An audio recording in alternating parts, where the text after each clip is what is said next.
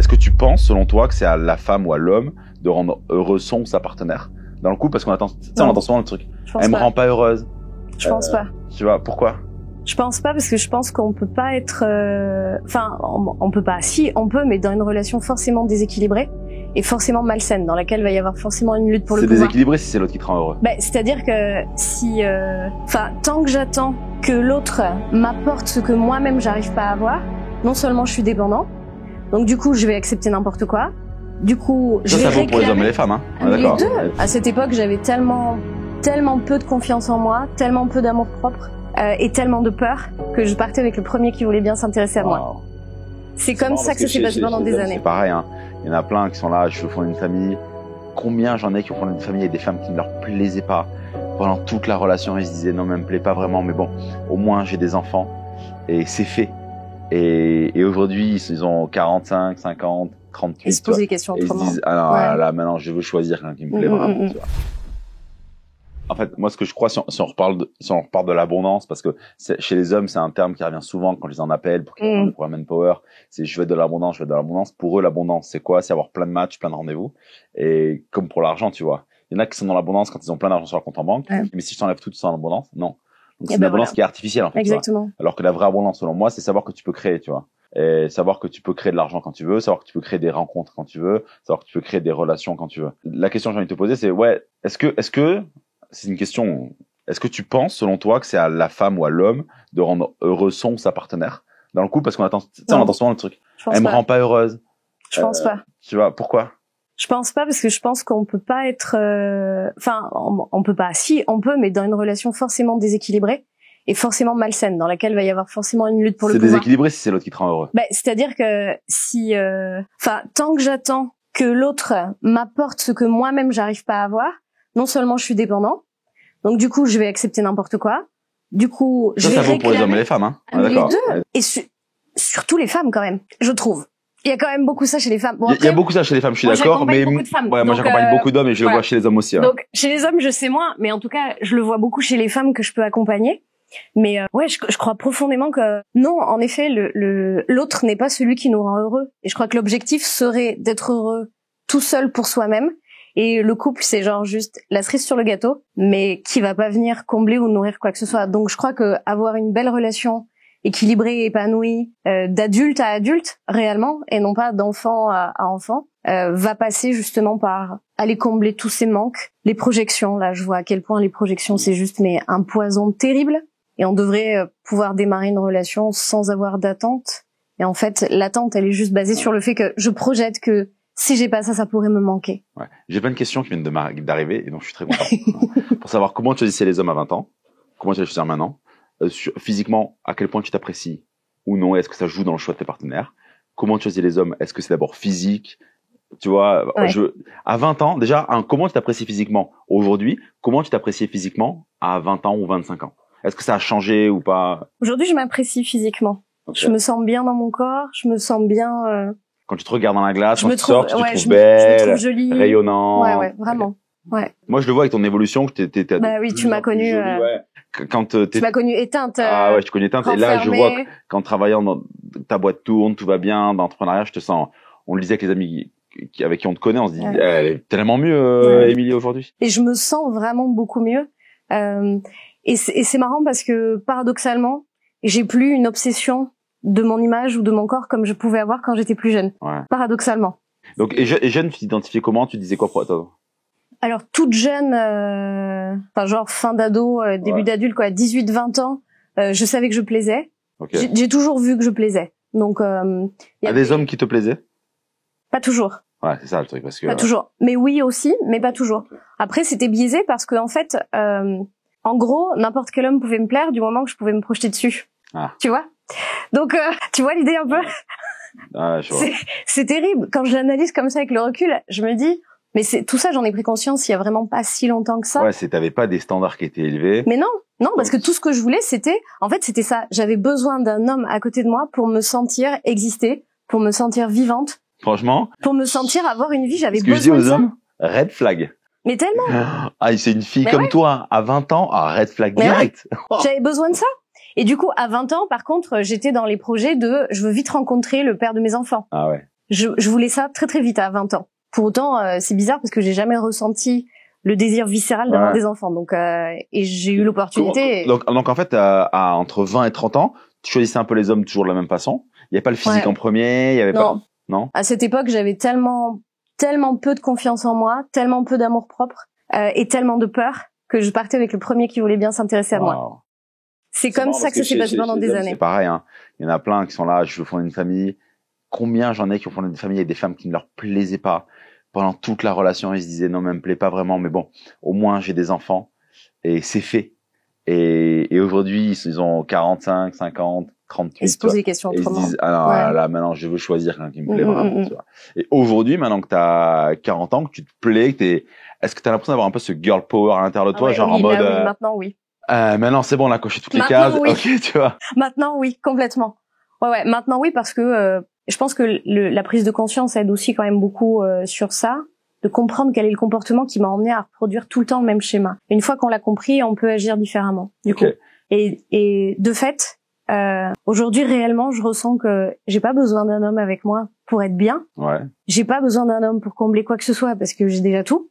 J'ai pas besoin d'un homme pour aller réparer mes blessures parce que je suis en train de le faire toute seule et de finir toute seule. Donc ça veut dire que là maintenant à 40 ans, j'ai plus envie exactement des mêmes choses dans les relations. Donc aujourd'hui, comment tu choisirais un homme? Tu vois, aujourd'hui, comment tu choisirais?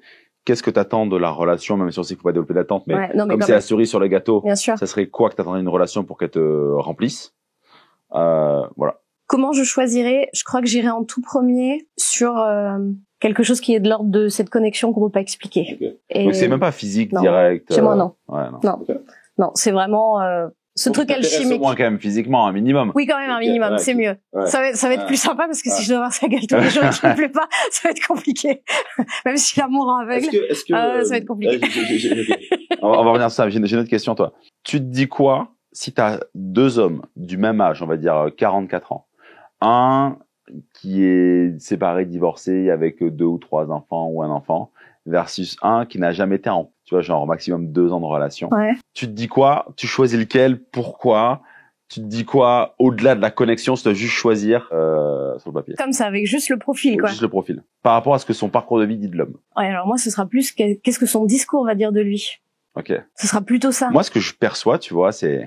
Je serais plus tentée d'aller vers celui qui est pas divorcé et qui a pas eu les enfants et tout ça. Ouais. C'est marrant. Moi, je trouve qu'un homme aujourd'hui qui a la quarantaine, qui a des enfants, est plus safe pour aller en relation. Surtout si c'est en garde alternée ou garde exclusive où ça montre que c'est un bon père, tu vois. Ça, je suis d'accord. Tu vois, plutôt qu'un mec qui a 42 ans. Enfin, moi, je vois ma sœur, elle rencontre des mecs qui ont la 38, 40, qui ont jamais eu d'enfants, jamais de relation ultra sérieuse et tout. Et comment tu veux te poser avec eux? Tu vois, à part c'est un vrai choix de pas vouloir d'enfants, tu vois. Alors, le truc qui me fait répondre ça, mais ça peut se savoir. Ça peut pas se savoir sur le papier, en fait. Ça peut se savoir que après. Le truc qui me fait dire ça, je suis d'accord avec toi sur les enfants, la garde. Juste, est-ce que ça veut pas dire que une femme lui a déjà fait confiance, que c'est peut-être quelqu'un... Si, ça peut, mais dans ma perception à moi, pour l'avoir vécu un paquet de fois, le risque, et donc c'est là qu'on peut le savoir que après, le risque c'est, il en est où dans sa réparation et sa reconstruction après sa séparation. Ok. Pour moi, il est uniquement ici le risque. Et le risque du mec qui ne s'est jamais posé ou qui a eu que des relations de 2 ans? Qu'il a eu que des relations de 2 ans, ça pourrait être aussi se dire, il a préféré arrêter une relation qui lui convenait pas. Ouais, mais c'est biaisé, ça dépend comment on regarde les choses en fait, tu vois. Les deux je pense que les deux sont valables. Donc non, je peux pas répondre juste sur le profil. Faut aller au-delà, faut discuter. Je pensais que tu aurais pu répondre sur le profil. Moi, je trouve que, et c'est ce que je dis, tu vois, aux hommes que j'accompagne, je trouve que quand t'as déjà fait ta vie, que t'as déjà eu des enfants, il y a un côté un peu, t'as réussi quelque part, un peu le modèle de la société, et une femme t'a déjà fait confiance, et du coup, aux yeux d'une autre femme, c'est un peu, moi je le vois avec Charlotte. Ouais. Tu vois, elle se dit, ok, cet homme-là, il a 11 ans de plus que moi, il a déjà 2 enfants, il a construit sa vie, je sais que si je suis avec lui, il répond à mon besoin de sécurité. Ouais, il répond à mon besoin de sécurité et à tout ça, tu vois. Et en même temps, comme tout ce qu'on va penser va être aussi corrélé à ce qu'on a expérimenté, tu vois, moi j'ai expérimenté quelque chose que je pensais comme ça, super. Le mec a plus de 10 ans de plus que moi, la relation avec son ex-femme a duré 15 ans, il a 2 enfants. Je me suis dit, bien pour une future relation, tu vois. Peut-être qu'il avait pas envie de s'emmerder. Hein. Eh ben en fait, du coup, mais c'est ça, parce que au moment de se séparer, dans les conversations, est arrivé ça. Est arrivé la notion de, bah ouais, mais tu sais, à 50 ans, en fait, j'ai peut-être pas les mêmes besoins, j'ai peut-être pas les mêmes inspirations. Et moi, une relation tranquille où ça se passe bien, où on s'amuse, on rit, on boit ensemble, on va au resto ensemble, on fait l'amour ensemble, toi. Ça va super bien, tu vois. T'as envie de construire. Bah ouais, mais non, en fait, ça suffit pas. Ouais, pour moi, aujourd'hui, ça suffit pas. Parce que, et de par mon âge et de par ma situation, je suis pas passée encore par cette construction-là. Donc c'est ce qui fait que ça pourrait m'inquiéter, mais ça, je pourrais le savoir que en discutant avec cet homme. Et en voyant quelle est sa vision. Parce que moi, Charlotte me demande de construire quelque chose et en fait, j'ai tendance à dire ma vie est déjà faite. Et donc, on veut plus que le meilleur de la relation. Et quelque part, c'est chouette.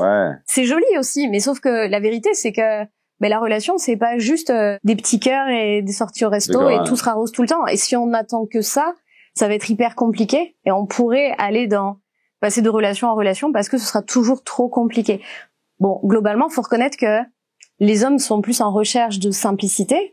Et les femmes ont un peu plus tendance, en règle générale, à compliquer un peu plus les choses, je trouve. Donc du coup, maintenant, qu'est-ce que tu vas rechercher? Désolée pour les femmes, mais... à 40 ans, là. Pardon. Tu vas faire comment faire des rencontres? Tu vas rechercher quoi? Tu te vois quoi? Là, on a cette même discussion dans 5 ou 10 ans. J'avais pas réfléchi. Comment je me vois faire des rencontres? De la même façon que ça s'est toujours fait, par... T'as confiance en ça? Le destin, l'univers, ouais, ça, oui. Donc tu te sens dans l'abondance avec les hommes finalement? Oui. Ouais. Non seulement ça, et j'ai toujours cru et pensé profondément que l'univers avait un plan pour moi qui conspirait en ma faveur et que si une personne était mise sur mon chemin, c'était pas pour rien. Mais elle sera mise sur mon chemin. Mais après, mise sur son chemin, ça peut être via les applications, en effet. C'est pas un truc que j'envisage parce que pour moi, la rencontre amoureuse, ça peut pas s'expliquer, c'est de l'ordre pour moi de la rencontre avec le client, c'est la même chose. Il y a un truc qui s'explique pas, qui passe au-delà. C'est-à-dire que tous les hommes sont des hommes. Tu peux pas expliquer pourquoi avec celui-ci se passe quelque chose et pas avec les autres. Voilà, moi je vois les choses comme ça, donc à les provoquer via les sites de rencontres. Je suis pas célibataire depuis assez longtemps pour en avoir besoin, je pense. Non, bien sûr. Peut-être que tu viendras un jour ou pas, possible, tu verras. Si dans 6-8 mois t'as pas rentré. Je demanderai conseil du coup. Ouais. Ça c'est possible. Ouais. Donc plutôt comme ça, le côté magique de la rencontre que j'aime. Et finalement, je suis un peu une romantique quand même. Je me rends compte, donc il y a quand même ça. Après, sur quels critères Ce que tu ressens, quoi. Il y a ce que je ressens, mais derrière pour moi, la vision de la relation de couple sera hyper importante chez cet homme, en tout cas, de savoir qu'est-ce qu'il en attend, comment il voit les choses, il se positionne comment, il en est où par rapport à ses blessures d'enfance, il en est où par rapport à ses précédentes relations, qui pour moi est quelque chose d'hyper important. Sans ça, ça pourrait complètement biaiser la nouvelle relation. Donc ça, pour moi, c'est un truc hyper important. Je pense qu'il faut avoir travaillé sur soi pour pouvoir vivre une relation équilibrée. Premier point. Et pour moi, dans les choses les plus importantes, c'est, je me rends compte, et j'en avais pas tellement conscience, mais je me rends compte maintenant, c'est une connexion cérébrale, quoi. C'est-à-dire que... Alors, avant qu'on parte là-dedans, est-ce qu'il y a des standards qui vont changer? Parce que t'as accepté des choses avec Nello, ton ex. Dès le début, tu t'es dit, il est pas dans mes standards, mais j'y vais quand même parce que la petite Émilie, dedans, elle veut vivre ce truc romantique et tout. Est-ce que là, il y a des choses où tu ne dérogeras pas? Et est-ce que tu veux pas essayer de tirer le meilleur possible de l'homme je vais pas dire en demandant un traitement de princesse parce que c'est pas ça, mais tu sais, c'est en disant. Mais je pourrais, en fait. Ouais, un traitement de femme, enfin, traite-moi. Je vais te traiter comme un homme. Ouais, c'est ça. Traite-moi comme une femme. Exactement. Moi, j'adore les femmes qui me demandent que je les traite comme des femmes et qu'elles me traitent comme un homme. Et pas comme des petites filles. Ouais, exactement, ouais. Un des premiers critères sera pour moi d'avoir un homme qui est installé dans sa vie. Au sens, il a sa maison ou son appartement, il est autonome, il est indépendant. Voilà, il est, tu vois. Tu sens que c'est posé, quoi. Stable dans sa vie, quoi. Et si possible depuis un peu de temps déjà. Enfant pas enfant, ça c'est franchement pas un problème, vraiment pas. Pas de souci sur ça. Professionnellement, je reconnais que l'idée me plairait, on avait la conversation, l'idée me plairait quand même énormément de pouvoir être avec quelqu'un qui pas forcément fait le même métier que moi, mais qui comprend mon univers, parce que mon métier est tellement important pour moi, il me passionne tellement que je me suis sentie frustrée à chaque fois que j'ai pas pu en parler. Et avec mon ex-mari, en l'occurrence, lui aussi était entrepreneur, mais dans un milieu beaucoup plus traditionnel, on va dire. Et du coup, il y avait complètement une mécompréhension et du modèle et du nombre d'heures, etc. Donc, je me demande si un entrepreneur serait pas bien. C'est peut-être un fantasme, c'est possible. C'est possible. Moi, je crois vraiment, je pense que tu crois à la même chose, qu'on a un peu les mêmes référentiels au niveau de dev perso, mais que la vie est un équilibre, tu vois. Et que moi, je suis pas frustré de pas pouvoir parler avec Charlotte de mon business, parce que je suis tellement nourri avec toi, Antoine, tous nos amis qu'on a quand on est dans nos mastermind à parler du truc, tu vois. Et que j'en parle tellement toute la journée avec toute mon équipe, tu vois, qui est derrière la caméra, que je me dis... Il n'y a pas besoin encore en plus d'en rajouter, quoi. Ouais, en fait, moi, si j'imaginais avec une femme qui est entrepreneur comme je le suis, mais en fait, ce serait la compète. Bah, ça serait la compète. J'aimerais bien. La compète. Mais non, mais tu sais, ça serait un peu en mode, bah, en fait, on te déconnecte jamais et t'as quoi m'apporter dans ce que tu es et juste, je pense que moi, Charlotte, souvent quand je parle elle m'écoute parler, elle me pose des questions, tu vois, mais juste elle me soutient en fait. Et je pense juste, selon moi, avoir un soutien. C'est possible. Et pas aller chercher un fantasme de. Je sais pas. Je saurais pas te dire. Je sais que ça fait partie des valeurs les plus hautes dans ma vie et que, bah, en tout cas, sur les dernières années et les dernières expériences, ça a été souffrant de pas pouvoir en parler. Est-ce que le couple est dans tes valeurs hautes? Ouais. Ok. Ouais. Tu le mets en 1, 2, 3, 4. Je pense qu'il doit être en 2, ouais. En 2 ou en 3. Il bouge en fonction. Ouais, mais bien sûr. En fonction des périodes de vie. Là, en ce moment, il est quasiment en train de passer. Non, il passera jamais en première position. Ouais. Mais là, il est en 2e position. Toujours développer le business en première position. Non, qui bouge aussi. Ouais. En première position, pour moi, il y a la compréhension de soi, de nos comportements, nos émotions, pourquoi on réagit comme ça, pas comme ça. La compréhension de l'humain, ça c'est le numéro 1 pour moi. Et d'ailleurs c'est chiant parce que je filtre tout ce que je vis à partir de ça. Ouais. Voilà, donc c'est un peu pénible à la longue. Mais ce qui fait que j'ai aussi besoin de quelqu'un qui soit suffisamment ouvert sur ce sujet-là, puisque pour moi c'est le filtre numéro 1 de ma vie. C'est qu'est-ce que cette expérience m'apporte, qu'est-ce qu'elle m'apprend, qu'est-ce qu'elle me permet de dépasser, comment elle me permet de grandir, qu'est-ce qu'elle me permet de comprendre, etc., etc. Donc si c'est ce que j'en disais par cérébralement. Si cérébralement j'ai pas quelqu'un qui est en mesure de comprendre ces choses-là, c'est hyper compliqué. Même si j'ai plein d'autres personnes dans ma vie avec qui je peux en parler, mais le fait est que cette valeur-là est en numéro 1. Le couple en fonction est soit en 2, soit en 3. Du coup, le lien entre si dans mon couple, je peux pas parler de ces affaires de compréhension et de se dire, bah, ok, tu t'es senti blessé parce que je t'ai dit et je le comprends, je l'accueille et est-ce que maintenant t'es d'accord pour qu'on en parle? C'est-à-dire que si j'ai pas quelqu'un qui va être dans la même mouvance et intéressé par ça, bah ça rend le truc un peu à sens unique parce que l'autre il est basiquement dans t'avais pas à dire ça, c'est pas cool, tu vois. Et on n'avance pas quoi. Ouais. Enfin pour moi en tout cas. Tu veux qu'ils soient installés, posés dans sa vie, potentiellement entrepreneurs ou du moins qu'ils comprennent vraiment ton univers à fond pour pouvoir échanger avec lui. Ouais. Et qu'il ait bossé sur lui. Ouais. Ah ouais. Obligatoire. C'est rare, hein. Ça diminue beaucoup la possibilité de rencontre. Voilà. Parce que peu de gens travaillent sur eux où ils vont te dire, je travaille avec un psychologue. Moi, j'ai rien de psychologue, tu vois. Non, mais on sait où ça mène. Ça aide à la compréhension, mais t'as pas l'évolution derrière. Ouais, ça, tu compréhension comprends. et pas évolution. Qui est déjà pas mal. Mais ouais, je suis d'accord, ça fait des filtres qui sont sacrément. Ah ouais. Sur le reste, je sais pas. Moi, ce que je crois vraiment dans la relation. Bon, après, il faut voir les hommes à quel âge ils vont avoir, ceux que tu vas rencontrer. Moi, en tout cas, je vois que Charlotte, elle me fait grandir, je la fais grandir, et depuis le début, j'ai posé un cadre de communication ultra bienveillant où c'est indispensable de travailler sur soi, tu vois. Mais peut-être parce qu'elle est plus jeune. J'ai connu, elle avait 24 ans. Ouais, ou si du moins c'est pas quelqu'un qui a déjà travaillé sur lui, une personne qui soit curieuse, intéressée et qui soit pas dans le rejet ou à raconter que c'est comme ça, c'est comme ça, tu me changeras pas. Et puis mais de toute façon c'est toi qui penses trop, mais c'est toi qui as un problème. Bah oui, mais sauf que la réalité des faits c'est que je filtre tout comme ça. Et c'est là, enfin tu vois, et c'est là qu'en vient une relation toxique en fait. Ouais. C'est qu'on essaie de faire fonctionner quelque chose qui ne fonctionne pas. Non, c'est ça. Et ça marche. Ouais, on fait rentrer un rond dans un carré, clairement. Et ça n'arrivera jamais. Ça ne peut pas. T'as pas envie d'être abordé? Ah non. C'est vrai, dans la rue? Alors, ouais. Ah, c'est intéressant, ouais. Ah non. Ouais, c'est vrai, peut-être t'es pas sur la site de rencontre. D'ailleurs, vous en avez parlé hier soir mais de me projeter, ça me met tellement mal à l'aise. Ouais. Du coup, tu sais, nous, on aide les hommes par rapport au site de rencontre. Quand ils ont fini le cursus site de rencontre, souvent, on les aide à travers le programme Mojo, à aller aborder des filles dans la vie de tous les jours, que ce soit dans les bars, dans la rue et tout ça. Toi, comment à ton âge, d'être abordé dans un bar, est-ce que c'est quelque chose qui est agréable ou pas agréable? Je sais pas si tu sors beaucoup ou pas. Dans un bar, oui, ça peut. Parce que, bon, faut que ce soit bien fait quand même, et pas en mode c'est quoi bien fait? Gros lourd. Ben, pour moi, ça passe par un peu de séduction, mais à distance d'abord. C'est-à-dire qu'il y a un jeu de regard et il y a... C'est un peu vieille école. Hein. Ouais, bah ouais, je sais, je suis romantique, je suis comme ça. Là, oh, tu vois mon regard là? Alors que si un homme vient te voir en mode, écoute, je t'ai vu avec ton ami depuis tout à l'heure, je trouve super élégante, ou vous avez l'air de pas beaucoup parler. Moi, c'est Clément. Je trouve que c'est trop intrusif et... Non, pas forcément. Tu iras dans un bar, j'irai t'aborder, tu diras comment tu le vis, tu vois. Enfin ça. En cachet. Ok. Non, pas forcément. Je pense qu'encore une fois, tout dépend comment c'est fait. Je crois surtout que, je sais pas pour les autres femmes, mais pour moi, en tout cas, j'ai pas envie de me sentir comme la proie d'un prédateur. Ok. Ça, j'ai pas envie. J'ai pas envie de sentir que je suis un bout de viande. Ça t'appartient à toi.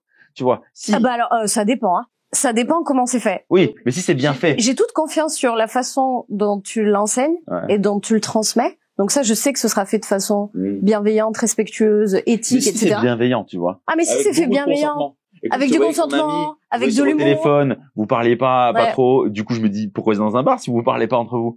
Moi, c'est Clément et vous. Si vous voulez que je parte, y a pas de problème, je pars. Exactement. Avec de l'humour, avec de l'élégance, de la délicatesse. Oui, dans ces cas-là, oui. Bon, force est de constater que jamais j'ai rencontré ce type de personnes dans des bars. Voilà. D'ailleurs, j'ai une technique. J'aime pas trop les techniques, hein, parce qu'en séduction, je parle beaucoup de dev perso, mais des fois, il faut 2-3 petits tips pour aborder une fille à la terrasse d'un café ou dans un bar. Ouais, il faut du courage, hein. Imagine-toi, t'es à la terrasse d'un café, seul, parce que tu t'es baladé dans Bordeaux, il fait beau et tout. Un homme vient te voir et dit, excuse-moi, est-ce que je prends de la chaise? Tu vas lui dire oui, j'imagine. Et là, il s'assoit avec toi. Il dit bonjour, moi c'est Thomas. Comment tu réagirais si un homme t'abordait comme ça? Je pourrais être... il y a ce que je vais sentir dans son énergie. Après, ça, c'est un deuxième paramètre. Mais je pense que je pourrais être surprise et de me dire ah tiens, voilà, surprise, l'univers me l'envoie. Bon, tu vois, ça, la romantique en moi. Un bon tips. Moi, pour l'avoir fait plein de fois, ça marche tellement bien parce que s'y attendent pas, tu dis, je prends la chaise, oui, tu t'assois, bah salut, bah moi c'est Clément. Ouais, juste qu'il vérifie qu'il y a du temps un peu devant, ou pourquoi pas d'ailleurs, mais pas forcé d'ailleurs. Et est-ce que tu t'es déjà fait aborder dans la rue ou pas? Oui, mais forcément de la façon que aucune femme n'aime. Alors est-ce que tu t'es vraiment donc d'une façon élégante et agréable? Non. Remarque, attends, je me demande si une fois c'est pas arrivé. Mais est-ce que est-ce que si c'est fait de façon élégante, que l'homme peut être un peu maladroit au début, hein? Écoute, je viens de te croiser. Je voulais pas. À la rigueur, on préfère un homme maladroit, en fait, parce que un homme maladroit, il est dans sa démarche, il y a quelque chose de joli, en fait, de touchant derrière.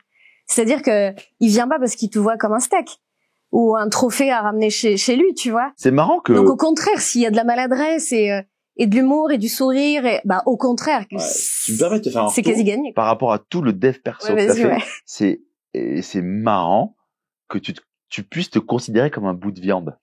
Non, je me considère pas comme un bout de viande. Et que tu puisses penser que les autres te considèrent comme ça.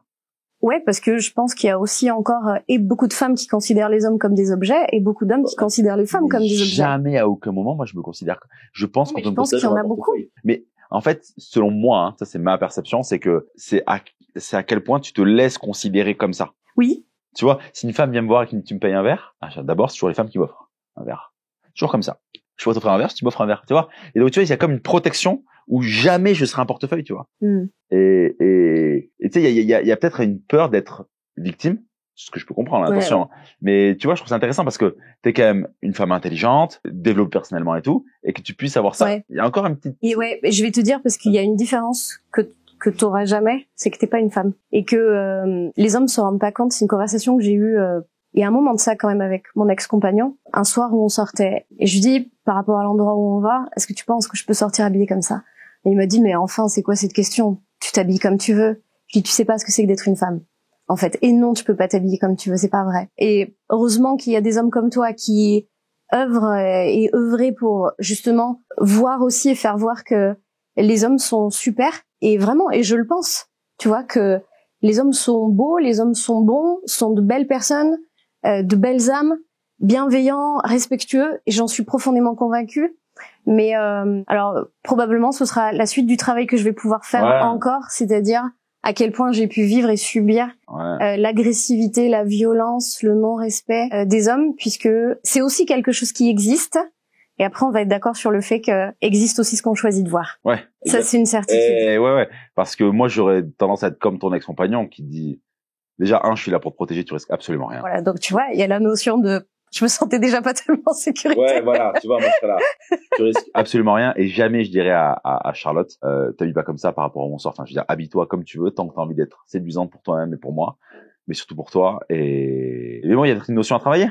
C'est ça. Je pense qu'en effet, ça peut être la suivante avec. Et t'as raison sur ce sujet-là. Mais ça, c'est même des trucs que porte la femme. La femme a beaucoup de travail là-dessus. Hein. Mais les hommes aussi. Combien j'ai d'hommes qui ont réussi professionnellement et qui me disent j'ai peur que les femmes n'en veuillent qu'à mon argent. C'est clair. Ils ne te positionnent pas comme une victime. Mais à la fois, les hommes ont peur que les femmes n'en veuillent qu'à leur argent, ce qui sera normal pour une femme qui cherche la sécurité financière, puisque c'est ce que représente l'homme. Mais tout le monde ne cherche pas la sécurité financière, donc à la fois ce sera normal. Et à la fois la femme qui porte aussi dans son inconscient collectif la soumission, ça c'est sociétal en fait, ça. C'est pas d'aujourd'hui.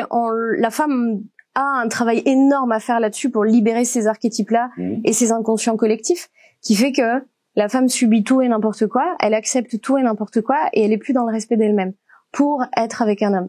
Mais il y a pas si longtemps en arrière, une femme pouvait pas ouvrir un compte bancaire. C'est assez récent quand même, tu vois. Donc finalement, je suis d'accord sur ce sujet-là que c'est un truc qu'on a nous à libérer pour plus être dans cette appréhension de ah non, je veux pas qu'il me drague, ah non, je veux pas qu'on me considère comme ça, ah je veux pas être utilisée, j'espère que ses intentions sont nobles, j'espère qu'il va me respecter. C'est-à-dire qu'en effet, comme on anticipe et on a peur de ça, soit parce qu'on l'a déjà vécu, soit parce que sociétalement on le porte dans nos gènes. Ouais, je pense que en effet, on a ce travail-là à faire. Si t'accèdes à ta toute puissance, comme j'accède à ma toute puissance. Tu crains plus. T'as plus rien à craindre. Tu crains plus rien. T'as plus rien à craindre. Moi, je ne crains absolument plus rien des femmes, en fait. Bah non. Et je souhaite que pour les femmes, elles ce soit la même chose. Toute puissance, parce que là, c'est là que, selon moi, on s'accorde dans une relation. Tout à fait. Je suis d'accord avec ça. Et ça, c'est retrouver son intégrité de soi avec soi-même. Et je pense que le soi avec soi-même est hyper important parce que la femme peut attendre aussi que l'homme lui permette de retrouver son intégrité. Et ce sera forcément déséquilibré. Il faut qu'elle le fasse pour elle-même. Bon, qu'est-ce que tu retiens de cet échange qu'on a eu depuis, je sais pas, presque 1 heure? Ça t'a plu? Ouais, beaucoup. Tu savais pas qu'il y aurait les caméras? Non, c'était une surprise. C'était une surprise. Non, ouais, ça me plaît beaucoup. Je vois que le sujet me passionne de plus en plus. Et, c'est passionnant comme échange. C'est clair. Et je me dis, en fait, je trouve ça hyper intéressant parce que j'en arrive à la conclusion que les hommes peuvent être exigeants avec les femmes de la même façon que les femmes peuvent être hyper exigeantes avec les hommes. Et en fait, c'est juste d'aucun des deux côtés, finalement. C'est tellement pas juste. Parce que tout part de nous, tout le temps. Et je pense que la clé sera toujours parler. Communiquer et communiquer sur comment je me suis sentie et si on peut s'aider mutuellement. Mais tu sais, on a parlé aller là, travailler sur ça. De l'amour, valeur, être au clair. Moi, ce que je dis aux hommes que j'accompagne, c'est connais-toi toi-même, sois fidèle à toi-même, c'est ça. Fidèle à ton couple. Moi, c'est ce que je crois. Sois fidèle à toi-même. Plus tu t'aimes, plus tu te priorises. Dans l'inconscient collectif dira t'es égoïste. Non. C'est juste je me respecte. Soit je souffre, je me respecte. Je me respecte. Pour pas souffrir. Mais oui, parce qu'on va rester la personne la plus importante de notre vie de toute façon. Et je pense que c'est ça passe par se connaître. Et se connaître, c'est un vrai chemin. Et à partir du moment où on attend que ce soit au travers de l'autre, tu vois, qu'on existe au travers des yeux de l'autre. Il y a aussi beaucoup de femmes qui aiment comment elles se voient dans les yeux de leur amoureux. Et beaucoup d'hommes qui sont comme ça aussi, ce qu'ils perçoivent ou ce qu'ils voient d'eux-mêmes. Et je pense qu'en effet, le déséquilibre part de là. Je crois qu'on a juste à réconcilier hommes et femmes parce qu'il y a sacrément de belles choses à faire. Cool. Et bon, en tout cas, merci pour ta présence. Avec plaisir. C'était super. Merci.